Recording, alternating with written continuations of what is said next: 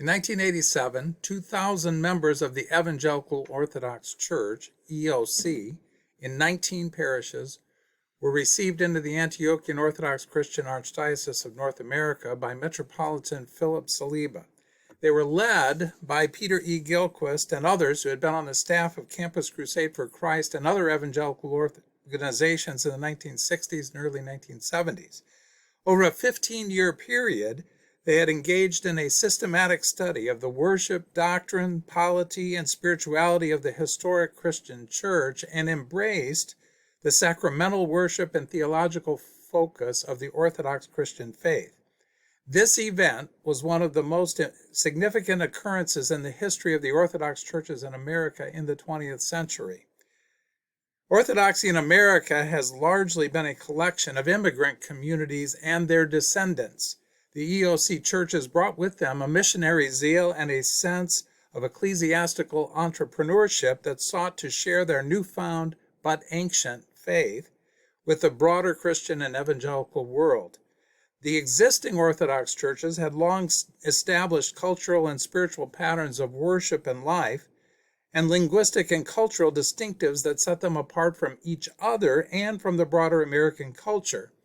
The reception of the EOC brought challenges to both the former evangelicals and to the traditional Orthodox churches as their life was progressively integrated together. The historiography of the movement has focused on several themes.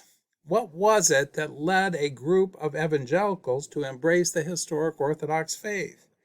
D. Oliver Herbel, in Turning to Tradition, Converts and the Making of an American Orthodox Church, 2014, characterized this movement as an example of the anti-tradition restorationist principle in American culture, one that paradoxically finds its objective in tradition. He argues that the conversion was a result of seeking to reconstruct the historic patristic church, and in contrast to the prevailing evangelical and charismatic styles of worship and church life.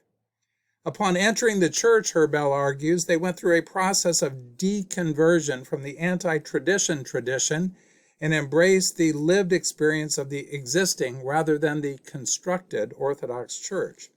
This process of deconversion involves significant and controversial adjustments in perspective, liturgical practice, and missionary methods. Another theme focuses on the developing relationship between the white American evangelicals and the ethnic Orthodox communities. Aaron Joseph Sokol, in his 2018 doctoral dissertation, used Wade Clark Roof's concept of the spiritual marketplace to explain the process of conversion in the EOC. As consumers of spiritual ideas, converts chose between traditions and mixed spiritual practices and beliefs to fit their religious needs and desires. The EOC, he says, detraditionalized by rejecting the pluralistic tradition of American culture and retraditionalized, voluntarily implementing in their religious life practices that came from a tradition that was not their own. Historical traditions were used to counter the rootlessness of American pluralistic society. This retraditionalization, however, he says, created problems of identity for the EOC when their unreflective whiteness, which is it perceived as American, had to conform to the expectations of a foreign ethnic culture into which they were being integrated. While embracing the Orthodox faith, the converts continued to perceive their ethnic co-religionists as culturally other. George P. Leakopoulos, 2000, examined the missiology and practice of 3 American Orthodox jurisdictions, including the former EOC, in the first decade after their reception into the Orthodox Church. Using the typology of H. Richard Niebuhr in Christ and Culture, 1951, he characterized the former evangelicals as using a Christ and culture approach, adapting from the broader culture that which is familiar and could be persuasive in presenting their faith. This he contrasted with the traditionalists in Orthodoxy, who view any kind of compromise as a distortion of the faith, Christ against culture, and the mainstream Greek archdiocese, who tend to identify their Greek cultural heritage mixed with aspects of American culture with their faith, Christ of culture, sometimes relatively uncritically. What is lacking in the historiography of the movement?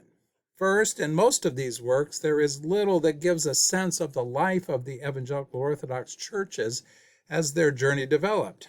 Their community life, evolving worship practices, theological development, and relationships with other Christian communities and movements provide promising areas of fruitful research and reflection.